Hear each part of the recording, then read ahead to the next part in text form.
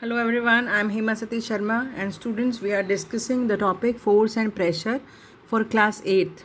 Today we are going to discuss pressure. First of all, what is pressure?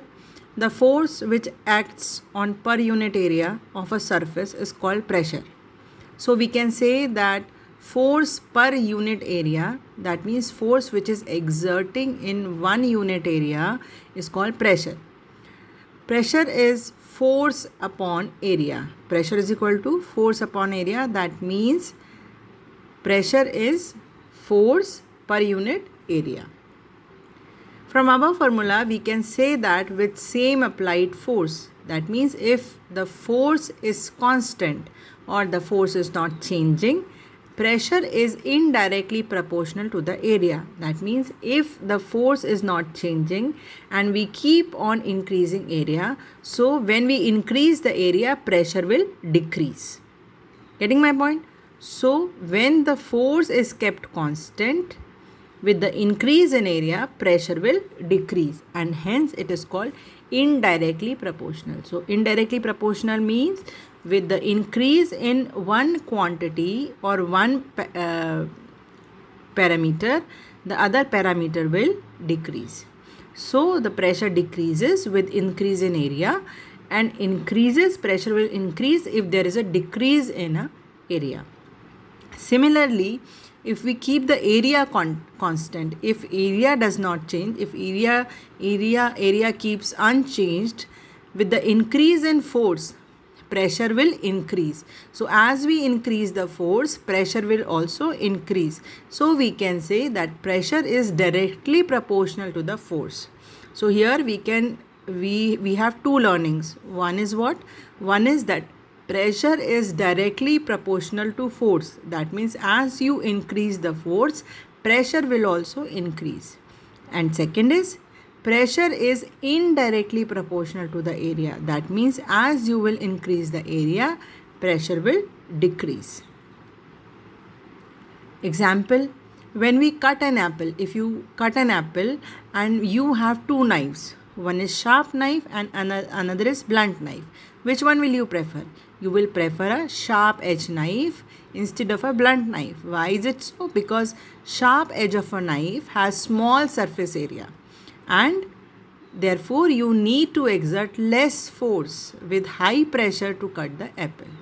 So if you have a knife, you must have observed, if you have cut anything in any fruit in your life, if the knife is sharp, you need to exert less force, then also the fruit will cut. But if you are having a blunt knife and you want to cut the fruit with the blunt knife, you have to exert more force. Why is it so? Because the area of the blunt knife is more, therefore it requires high force to create the high pressure. So here you can see in this diagram, this is the sharp knife and this is the dull knife. The force applied is same. So here the area which is coming in contact with the surface to be cut is small. So what is happening? Force is same and the area is small. As you will decrease the area, pressure will increase. So with the same force, you are able to apply more pressure. Whereas in this case, now this area is more. So with the same force applied, you are not able to create that amount of pressure because the area is more. And we have studied that pressure is indirectly proportional to the area. So here the area is decreased, therefore pressure will increase, and here area is more, therefore pressure will be less, provided that the same force is applied. That is the reason that sharp knives easily cut anything and dull knife take more force.